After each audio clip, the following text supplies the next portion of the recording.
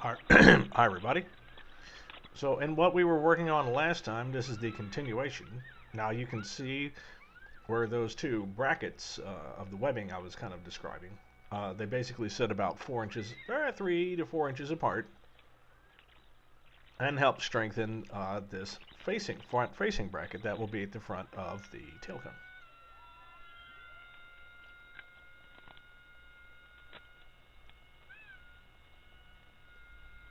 Unfortunately, not every rivet. There's one actually on each side for one of the nut plates that you can't do unless you had either a 4-inch throw or rivet gun. So I'd use a gun.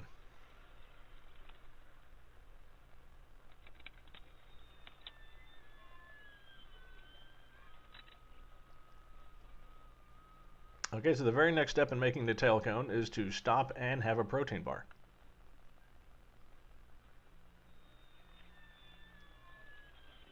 But first you have to deburr the protein bar.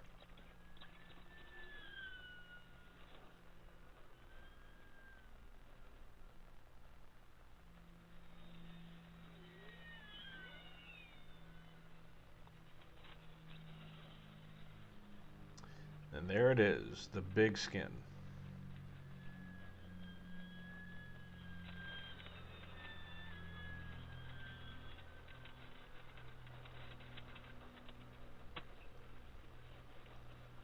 So, yep. What you do, so what I'm doing is I'm just going to go ahead and I'm setting up, there's the old broom handle trick. So once you get the skins off, so I'm going to go ahead and set the dimpler up on this side table over here. You can see I have that propane heater running because, man, it is cold. Well, relatively.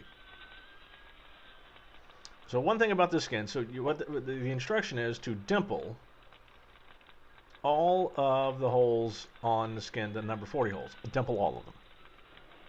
It's like, okay. And it gives you a nice view of the skin. So the skin has basically a self-made J-channel built into the edges on both sides. And it keeps it, I mean, you can't, that way you cannot wind up bending in that axis. You cannot bend that skin. You just, if you did, it would just ruin the whole thing. But it's good because it helps you keep it flat.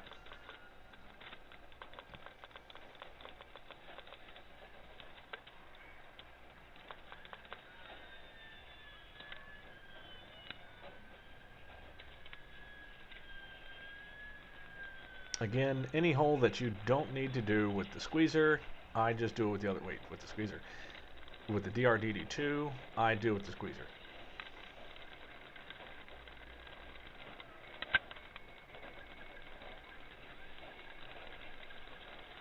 Now there is one thing that this chapter is a little vague on. I don't want to say a little vague, but it'll give you an instruction like, okay, go ahead and dimple the number 40 holes in the bottom skin. Well, that's great. In which direction are we dimpling it, right?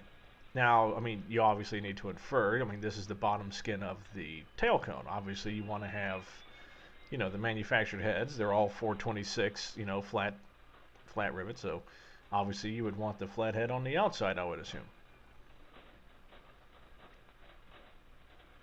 I could be completely wrong. Happens all the time. So yeah, after you're done with the skin, which now you can see me got it leaned up there. So we're going to start working on the stringers. So there's two small stringers aside, and then there's going to be huge longerons on each side as well. Now all the holes are already all pre-drilled. Everything is good. You do have to remove some material from a couple of the longerons. Or one from each side, and you'll see that. I mean, that these are pretty thick stiffeners, a little bit thicker than the ones you use on the wing. So it's just a matter of dimpling them all and then making sure to deburr the edges and the ends as well. And have another protein bar.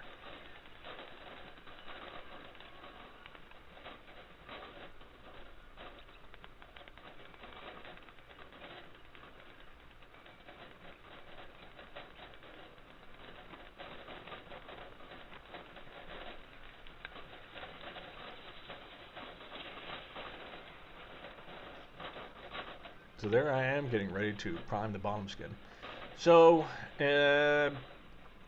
basically it's now time to start putting things together. And I talked about this a long time ago, how once you start on this tail cone, you know, there's nowhere to hide it. And boy, was I right. So when we return, actually, no, here, you're going to see it right here.